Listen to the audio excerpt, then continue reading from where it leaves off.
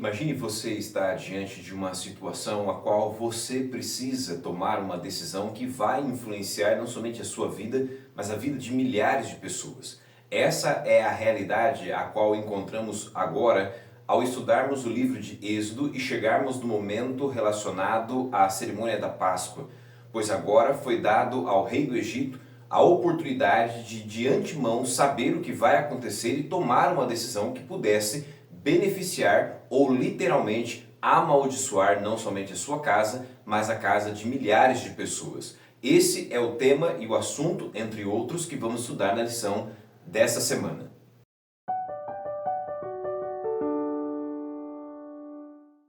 Olá, seja bem-vindo de volta ao nosso encontro semanal e ao nosso momento especial para o estudo da Palavra de Deus através da lição da Escola Sabatina. Você é muito bem-vindo mais uma vez a este momento e eu quero de forma especial agradecer a você que tem nos acompanhado durante todo esse trimestre, a cada lição da Escola Sabatina, aprendendo mais e nos aprofundando no livro de Êxodo e nas muitíssimas lições que este material pode nos ensinar. Eu tenho certeza absoluta que a cada semana você, sua casa e sua família têm sido ricamente abençoados através deste estudo. E eu espero que nesta oportunidade, mais uma vez, estudando a quinta lição desse trimestre, bênçãos de Deus sejam reservadas para você, sua casa, sua família e para todos aqueles que estão ao seu redor. Nós estamos na quinta lição desse trimestre e o título dessa semana é a Páscoa. E eu quero aqui confessar a você que de todas as cerimônias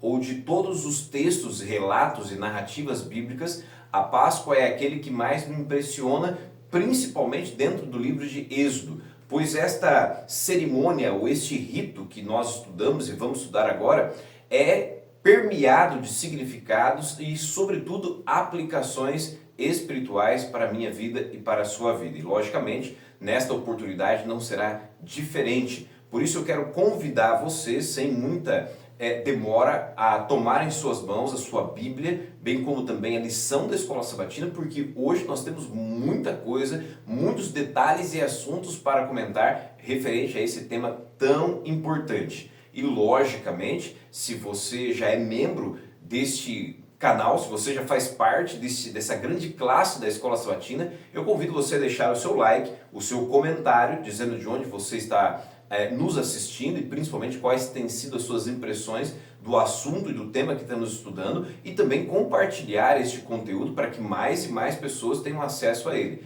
E caso você seja novo aqui, se inscreva no canal, deixe o seu like, deixe também o seu comentário e compartilhe este conteúdo, porque com certeza você vai gostar e você conhece pessoas que também podem ser abençoadas, assim como você será através do estudo da Palavra do Senhor. Sendo assim, quero convidar você a uma breve oração e pedirmos ao Senhor que onde quer que você esteja, as bênçãos do Senhor alcancem você.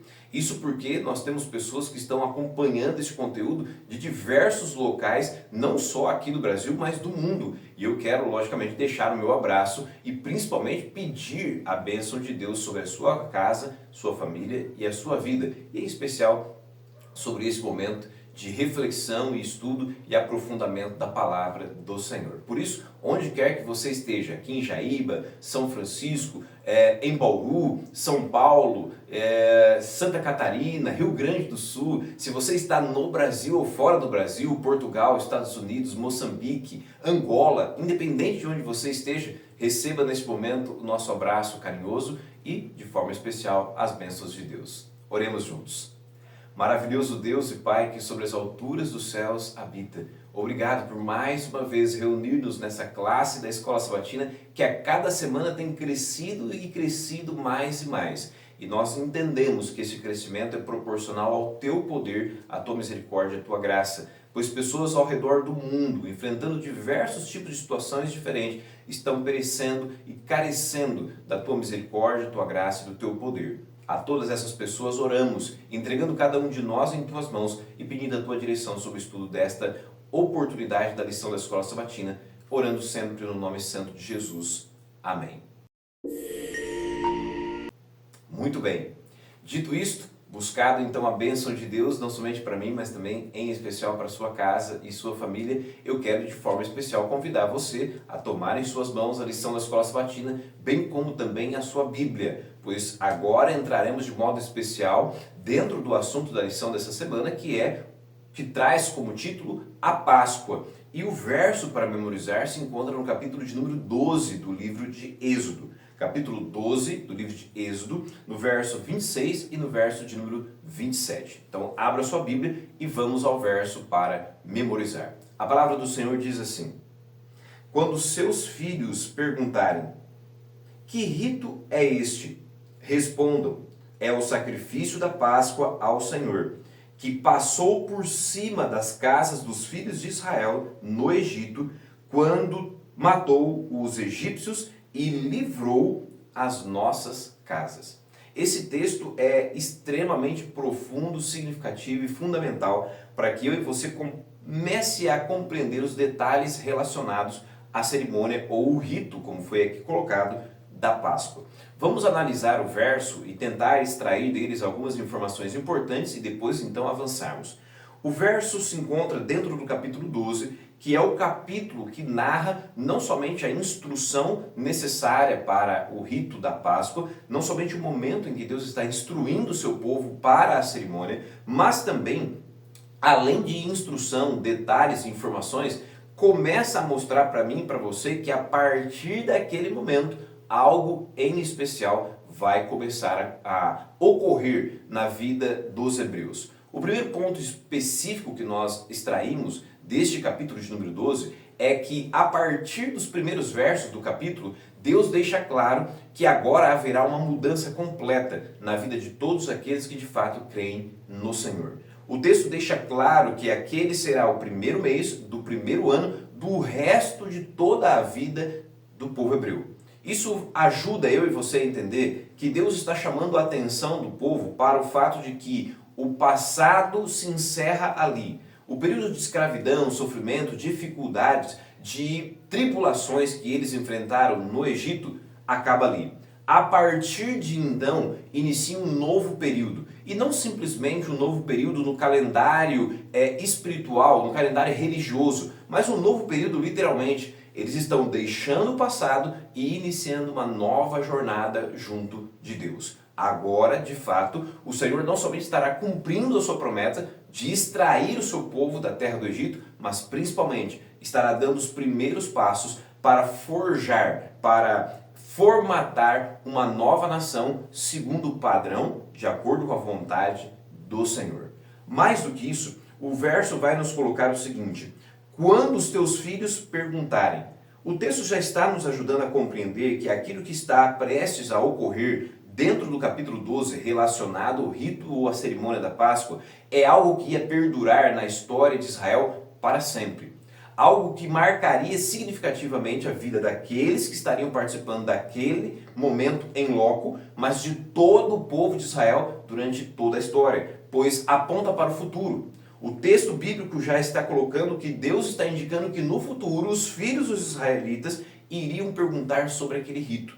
E uma vez que eles perguntassem, o verso ainda coloca: que rito é esse? Haveria uma preocupação, uma curiosidade, não só de participar no futuro desse rito, mas sobretudo de entender aquilo que ele representa. Logo o verso vai dizer: então vocês vão responder, é o sacrifício da Páscoa ao Senhor. Então entenda, 2 pontos aqui fica destacado. Em primeiro lugar, mostra que o ritual, a cerimônia da Páscoa estava ligada a um ato praticado pelo Senhor, não simplesmente um ato praticado pelo povo. Pelo contrário, o povo iria participar daquele ato, mas o ato praticado tem como fundamento e seu originador o próprio Senhor. Mais do que isso, o verso, ou a parte que estamos aqui lendo do verso, sobre é o sacrifício da Páscoa ao Senhor, remete ao fato de que a cerimônia da Páscoa envolvia um sacrifício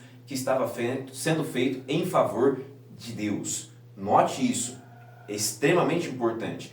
Enquanto o povo está participando de uma cerimônia, essa cerimônia inclui um sacrifício de oferta e gratidão que é feito ao Senhor, porque neste momento é o Senhor que estará agindo. E uma vez que é o Senhor quem age, o sacrifício da Páscoa não somente remete àquilo que o Senhor está fazendo, mas sobretudo também é um ato de gratidão, um ato de se lembrar daquilo que Deus fez para o povo de forma intervencional no momento em que eles estavam saindo do Egito. O verso ainda acrescenta algo interessante, que passou por cima das casas dos filhos de Israel no Egito. Lembre-se, a ideia da Páscoa aqui, e vamos ver isso de forma ainda mais intensificada durante a lição dessa semana, remete ao fato de que Deus, durante a cerimônia ou durante o rito da Páscoa, ele poupa a vida dos hebreus, mas traz condenação sobre o Egito. Então lembre-se disso. Naquele contexto, aonde Deus deu oportunidade de livramento e salvação, ele passa sobre a casa daqueles que creram, mas ele traz condenação e juízo para a casa daqueles que não creram. O verso então conclui dizendo: quando ele então matou os egípcios e livrou as nossas casas. Note que o verso termina deixando claro que todo aquele ocorrido, todo aquele evento que estava sendo realizado em meio à cerimônia e o rito da Páscoa, ajuda eu e você a entender que tudo o que aconteceu ali tinha como finalidade dar ao povo, não somente aos hebreus, mas principalmente para os egípcios, e em especial para o rei, uma oportunidade de escolha. Deus estava colocando diante deles uma oportunidade de tomar uma decisão entre vida ou morte, entre livramento e condenação, entre sair do Egito e ali ficar, entre crer no nome do Senhor e ser então salvo e não crer, não obedecer e então receber sobre si a própria consequência de condenação. É uma questão de escolha entre sim ou não, entre obedecer ou desobedecer, entre crer na palavra de Deus e não crer. A lição ainda vai adiante e vai nos trazer a seguinte questão. A 10ª e última praga estava prestes a cair. A última advertência havia sido dada e a decisão final precisava ser tomada. Era realmente uma questão de vida ou morte. Não apenas a vida de um indivíduo, mas a prosperidade de famílias e de toda a nação estava agora em jogo. O faraó e seus oficiais eram responsáveis pelo destino de muitas pessoas.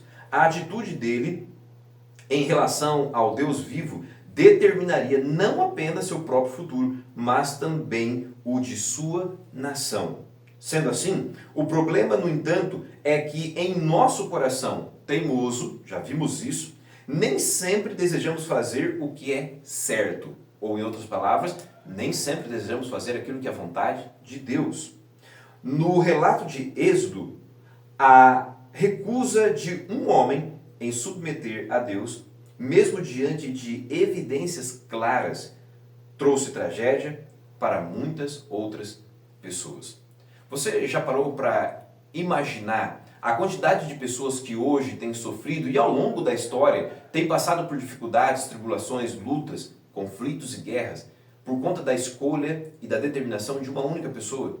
Muitas vezes, uma única pessoa, seja ela um indivíduo aleatório ou mesmo um governante, um líder político, à medida que ele tome uma decisão unilateral e permaneça naquela decisão, muitas vezes conflitos, guerras, dificuldades, tribulações e momentos extremamente trágicos são vividos e experimentados pela humanidade, seja no modo geral ou por uma região, por conta de uma única pessoa e por conta de uma única decisão. Às vezes, essa decisão não tem largura e extensão global, mas envolve a minha e a sua vida. Às vezes eu e você tomamos decisões e fazemos escolhas que podem certamente trazer prejuízo para a nossa vida. Mas eu e você sabemos que nós não sofremos sozinhos. Seja quando alcançamos uma bênção ou quando tomamos uma decisão que possa trazer prejuízo, a consequência nunca é individual e isolada. A consequência sempre vai alcançar outras pessoas. Você pode tomar como base as decisões que você tomar para esta ocasião, para esse dia, ou mesmo as decisões que foram tomadas para toda a humanidade. Pessoas sempre sofrerão de forma compartilhada. As consequências das decisões que tomamos, seja para o bem ou para o mal, nunca serão isoladas. Sempre outras pessoas sofrerão. E no contexto do livro do Êxodo, isso fica muito claro. A lição vai adiante e na parte do domingo destaca o seguinte tema: mais uma praga. E a lição destaca assim: Amós declarou que certamente o Senhor Deus não fará coisa alguma sem primeiro revelar o seu segredo aos seus servos, os profetas. Amós capítulo 3, no verso de número 7. A lição complementa: por meio de Moisés, Deus revelou ao faraó o que aconteceria a seguir. Note, o profeta Amós deixa claro uma realidade. Deus nunca fará algo sem que antes revele o seu segredo, a sua ação, a sua decisão aos profetas. Uma vez que Deus determine aquilo que ele está prestes a fazer, ele então comunicará essa sua decisão aos profetas, a fim de que esses possam então passar ao conhecimento de todo o povo aquilo que Deus decidiu. Uma vez que agora o povo, ou eu e você, sabemos de fato aquilo que Deus tomou decisão de fazer, agora é nossa decisão, agora é nossa escolha tomar uma decisão que vá ao lado de Deus ou contra Deus. Se formos a favor dele, receberemos as bênçãos. Se formos contra ele, experimentaremos as consequências da desobediência. Esta é a realidade agora vivida pelo faraó, porque Deus havia determinado o que ia fazer.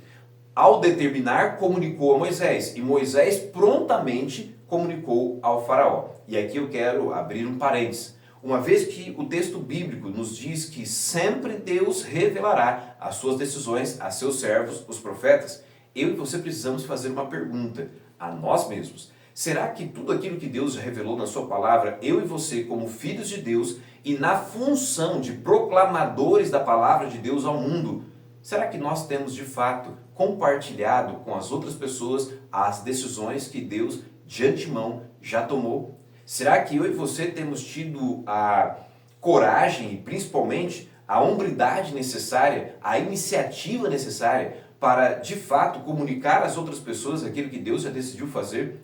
Esse é o nosso papel. Como conhecedores da palavra de Deus, aquilo que Ele nos revela não é só para mim e nem somente para você. Nós temos a função e a responsabilidade, não somente de conhecer e receber a revelação divina, mas principalmente comunicá-la. Foi isso que Moisés fez aqui. A lição vai adiante e vai dizer o seguinte: no entanto, Êxodo capítulo 11, verso 8, relata que enfurecido Moisés se retirou da presença do faraó. Mas por que ele ficou tão enfurecido? Provavelmente porque sabia que a tragédia da 10ª praga atingiria muitos inocentes. Tudo por causa da teimosia do faraó. Então entenda, imagine o momento que Moisés estava vivendo agora como portador da mensagem de Deus a um rei extremamente obstinado e teimoso. Moisés sabia a natureza desta última praga e ele entendia que esta praga, como as demais, tinha duplo significado. Não somente a ideia de punir o desobediente, mas principalmente oferecer graça e oportunidade para o obediente, aquele que ouve e pratica a vontade de Deus. Logo, Moisés sabia que se o povo soubesse da oportunidade que Deus estava dando, muitos se salvariam. Contudo, uma vez apresentado essa mensagem ao rei e ele mantendo a sua atitude de desobediência e obstinação, Moisés sabia que muitos, não somente ele, não somente sua casa, mas não somente sua família, mas toda a nação, de fato, sofreria. Como portador da mensagem de Deus e desejoso de que o Senhor principalmente pudesse abençoar e não punir, Moisés sai daquela audiência extremamente consternado, porque ele percebe que o rei não se inclinará a fazer a vontade do Senhor. A lição ainda acrescenta: o Senhor é um juiz supremo e se opõe ao orgulho, à injustiça, à discriminação, à arrogância, à exploração, à crueldade e ao egoísmo. Ele está ao lado dos que sofrem, daqueles que enfrentam abusos e maus tratos e dos perseguidos. Deus aplicará a justiça, o que na verdade é uma das expressões de seu amor. Aqui nós conseguimos entender de forma ainda que pálida e distante a aplicação da ideia de amor e justiça, ou de justiça e amor de Deus. Por quê? Porque ao dar a oportunidade de escolha, Deus está prenunciando a sua decisão de juízo, mas ao mesmo tempo, como já dissemos anteriormente, apresentando uma mensagem que vem antes, permeada de graça, oportunidade e salvação. Já dissemos isso em outras lições e é importante ratificar. Deus nunca apresentará uma mensagem de juízo sem que antes permeie ou embrulhe essa mensagem com oportunidade de graça e salvação. Era isso que ele estava oferecendo ao rei e dando a ele a oportunidade de tomar uma decisão ao lado do Senhor. Contudo, eu e você sabemos que não foi muito nessa direção que o faraó seguiu, pois a lição vai adiante e na parte de segunda-feira vai falar agora sobre a Páscoa. E a lição vai destacar o seguinte, observe. Seria de se esperar que Deus instruísse Moisés e Arão sobre como organizar a partida do povo do Egito. No entanto, a instrução de Deus foi surpreendente. Ele ensinou como celebrar a Páscoa.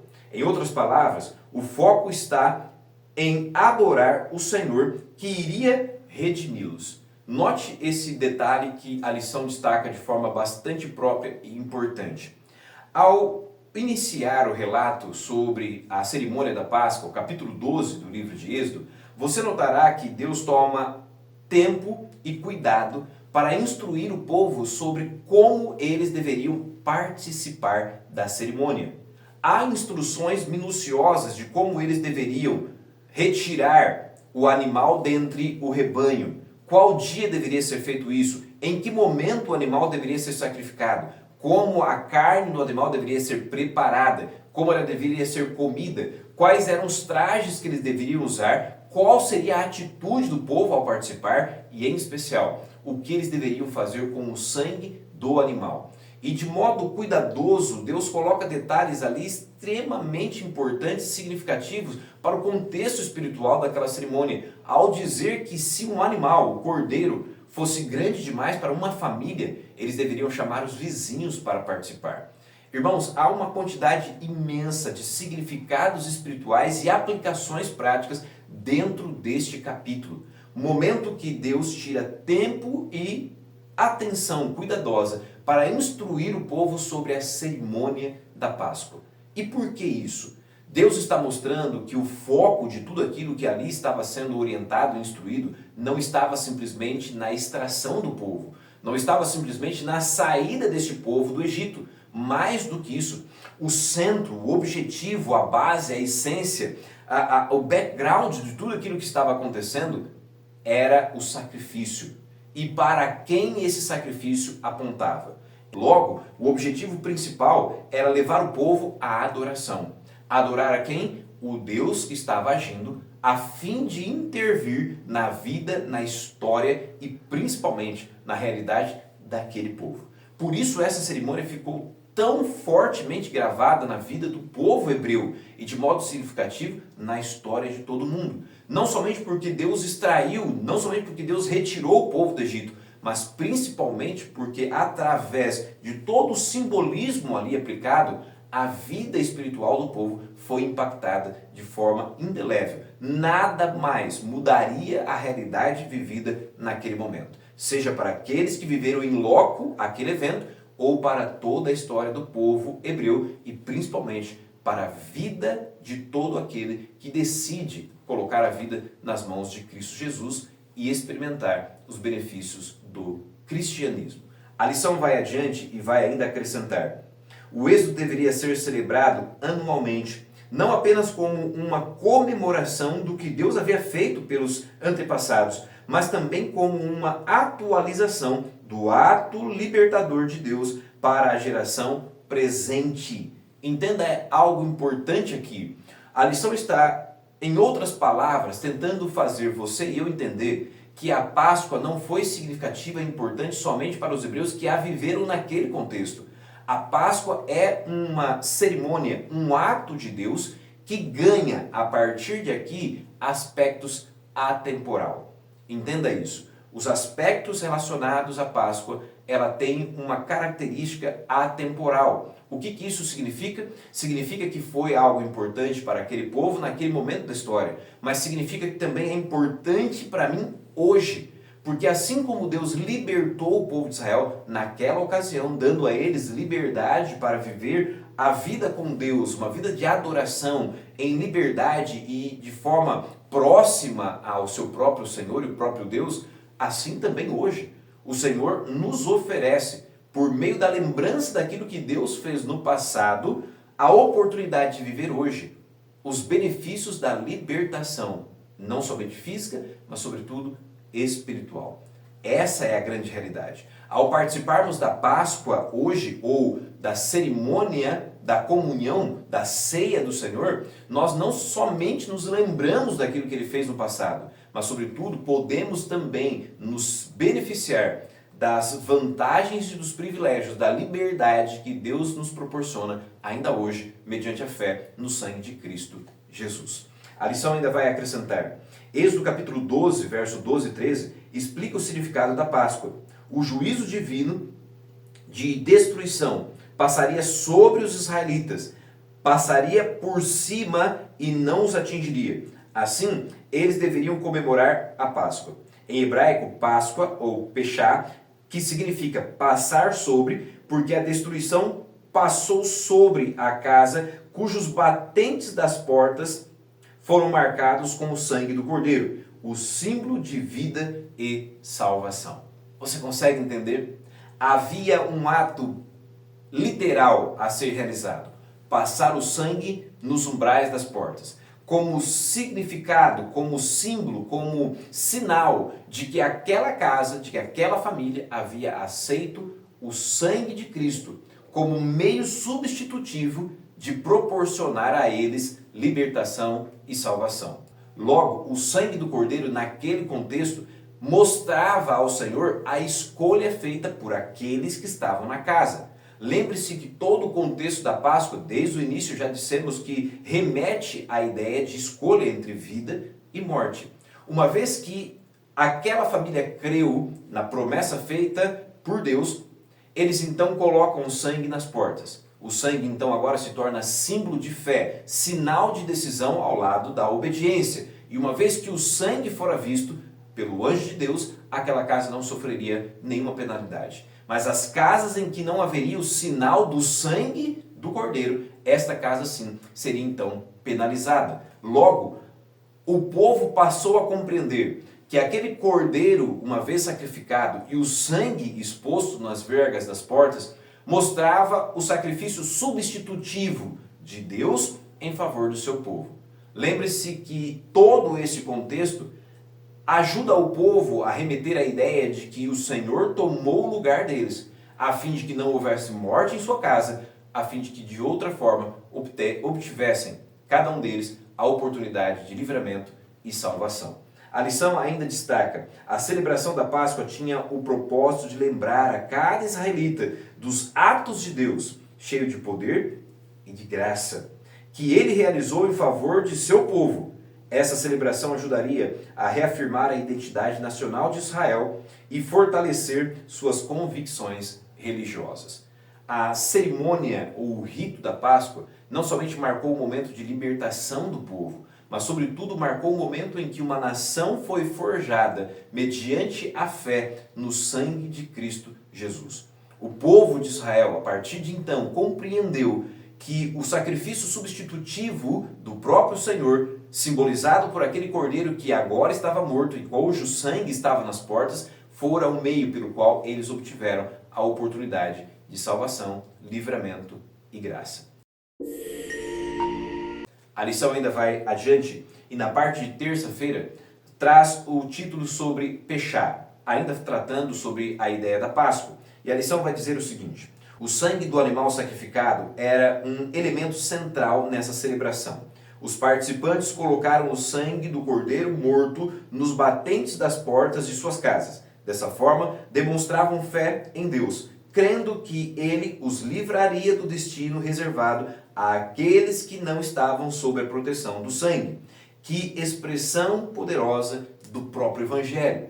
Aqui vemos o Evangelho antecipado, porque através do ato cerimonial e através da morte do cordeiro e do sangue colocado nas portas, o povo compreendeu aquilo que seria ainda mais amplamente explicado e principalmente representado através da vida de Cristo nos próprios evangelhos. Quando você vai aos livros ou aos evangelhos de Mateus, Marcos, Lucas e João, você notará que aquilo que Jesus viveu na prática representa como um eco daquilo que Deus realizou pelo povo no passado. Assim, a Páscoa embutiu na mente do povo a ideia de que a salvação só vem por meio da fé no sangue derramado de Cristo Jesus. A lição ainda acrescenta: o Evangelho está ligado à cerimônia da Páscoa, pois ela apontava não apenas para a libertação da escravidão e a jornada à terra prometida, mas também para o sacrifício de Cristo pelos pecadores e para seus méritos, aplicados aos que são cobertos pelo seu sangue. Então compreenda, assim como já dissemos anteriormente que o sangue era o sinal de fé daqueles que participaram daquela cerimônia, o Evangelho vai nos mostrar que os méritos do sangue de Cristo são apropriados para nos fornecer salvação e libertação. A ideia central é mostrar e representar aquilo que no futuro Jesus faria pela humanidade e aquilo que para nós hoje, feito no passado, ainda nos garante oportunidade de perdão, graça e salvação. A lição ainda complementa: o fermento, algo importante dentro da cerimônia, também precisava ser removido das casas, conforme Êxodo capítulo 12, verso 8, verso 15 a 20 e também capítulo 13, verso 3 a 7. Neste contexto específico, o fermento simbolizava o pecado, conforme está também destacado em 1 Coríntios capítulo 5, versos 6 a 8. Neste contexto da cerimônia, entre os elementos contidos nela, uma orientação foi dada ao povo de forma pontual.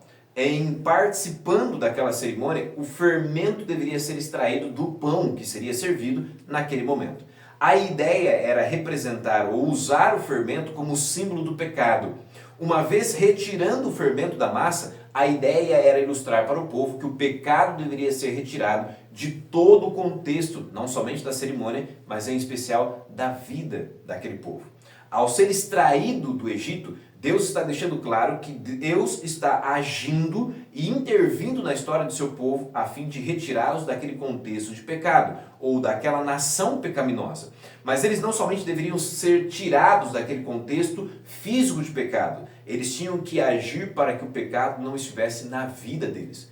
Nada adiantaria se Deus tirasse o povo de um local, de uma região, de um país pecaminoso, mas o pecado não saísse da vida deles. Logo, a ideia de retirar o fermento era um símbolo prático de que eles, a partir de então, não somente estariam sendo retirados daquela nação pecaminosa, mas sobretudo também deveriam agir para que Deus pudesse retirar da vida deles todo traço de pecado e maldade. Além disso, o pão sem fermentos, segundo a lição, simboliza também a própria vida do Messias, que é uma vida sem pecado. Consegue compreender? Há uma infinidade de aplicações, informações e principalmente lições espirituais dentro deste contexto. E eu convido você a debruçar sobre o estudo do contexto do capítulo 12 e 13 e entender e deste texto extrair as verdades que Deus quer apresentar a você. A lição vai adiante na parte de quarta-feira. A lição vai destacar passando a tocha. E a lição diz assim: o salmista descreve como nossos filhos podem conhecer a Deus e seu cuidado amoroso, referindo-se a Salmo capítulo 145, verso 4. As famílias devem dialogar sobre Deus, seus feitos maravilhosos e seus ensinos, para transmitir o conhecimento bíblico às futuras gerações. Note, você e eu sabemos de forma muito clara que a palavra do Senhor, ela não é algo ou um conteúdo a ser simplesmente lido, não somente estudado. A Bíblia é um assunto ou um tema ou um conteúdo que deve não somente ser examinado, mas principalmente deve ser compartilhado. A natureza do texto bíblico requer o compartilhamento das informações contidas nela. Esse é um movimento natural. Você lê, estuda, aprende e compartilha. há uma naturalidade no compartilhamento das informações, instruções e ensinos contidos na palavra de Deus. Lembra daquilo que nós dissemos relacionado ao texto de Amós? Deus decide, toma as suas deliberações, informa essas mesmas deliberações ao povo e espera que o povo compartilhe com os demais aquilo que ele decidiu e aquilo que ele fez. No contexto em que estamos, relacionado à ideia da Páscoa, não é diferente. Tudo aquilo que Deus fez no passado deve ser conteúdo, deve ser tema dos diálogos e das conversas que temos hoje, a fim não somente de nos lembrar daquilo que o Senhor fez, mas principalmente com o intuito de instruir as novas gerações sobre quem é Deus e o que Ele já fez por mim e por você, e principalmente aquilo que Ele ainda fará. A lição ainda vai destacar o seguinte: em Israel, os pais eram os primeiros professores e deviam contar a história do êxodo aos seus filhos.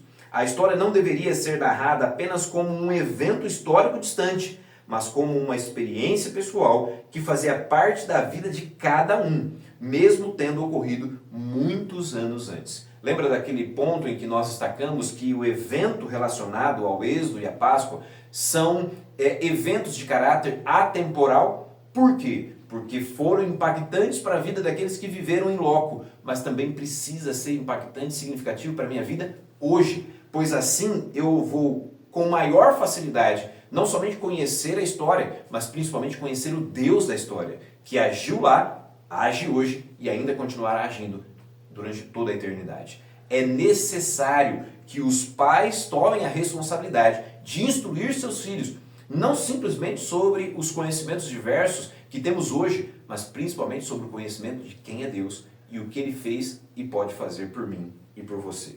A lição ainda destaca de forma muito importante: em Deuteronômio, os israelitas são lembrados de que deveriam contar a história do êxodo de uma forma que as novas gerações a internalizassem como se fosse a jornada deles. Lembre que lá em Deuteronômio capítulo 6, Deus deixa claro que os pais deveriam falar sobre Deus, falar sobre a vontade de Deus e sobre os atos do Senhor, deitado, ao levantar, andando pelo caminho, dentro de casa, independente de onde eles estivessem. Eles deveriam inculcar na mente de seus filhos a ideia de quem é o Senhor, o que Ele fez, está fazendo e ainda fará. Logo, fica aqui para mim e para você uma pergunta retórica para que nós pensemos: será que nós estamos de fato instruindo as novas gerações sobre aquilo que Deus é, o que Ele fez, o que está fazendo e aquilo que ainda fará? Será que você, pai e mãe, tem debruçado e dedicado tempo ao estudo da Bíblia a fim de conseguir ensinar os seus filhos sobre aquilo que o Senhor requer de mim e de você? Sobre aquilo que o Senhor já fez por mim e já fez por você? Isso é extremamente importante. A lição de quarta-feira fecha dizendo: ao relembrar e contar aos filhos a história da Páscoa ou qualquer evento importante da história sagrada, os pais eram ajudados a lembrar o que Deus tinha feito por eles e pelo povo. Contar essas histórias era significativo para quem falava e para quem ouvia. Por quê? Porque nos ajuda a não somente compreender a história, mas nos ajuda a entender que nós somos parte da história de Deus. Parte daquilo que o Senhor fez, está fazendo e ainda fará, em meu favor e em seu favor. A lição de quinta-feira, então, vai concluir aquilo que hoje estamos estudando, falando sobre o juízo divino. E aqui o texto da lição destaca algo importante ao dizer o seguinte: o faraó era visto como a personificação do poder do Egito e o Deus supremo da nação. E seu filho primogênito era considerado filho de um Deus. Ísis era uma deusa que protegia as crianças. Heket, a deusa que assistia as mulheres no parto. Min, um deus da reprodução. Além destes, havia outros deuses egípcios relacionados à fertilidade. No entanto, eles se mostraram impotentes diante do Deus vivo.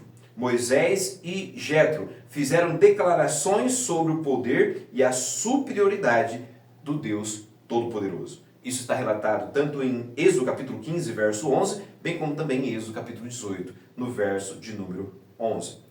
A palavra de Deus nos ajuda a compreender de forma contínua e linear que as ações de Deus e suas intervenções dentro do Egito, todas elas, tiveram como objetivo principal mostrar que os deuses egípcios de fato não eram Deus. Somente havia um único Deus, o Deus criador do céu e da terra, a quem eles deveriam obedecer.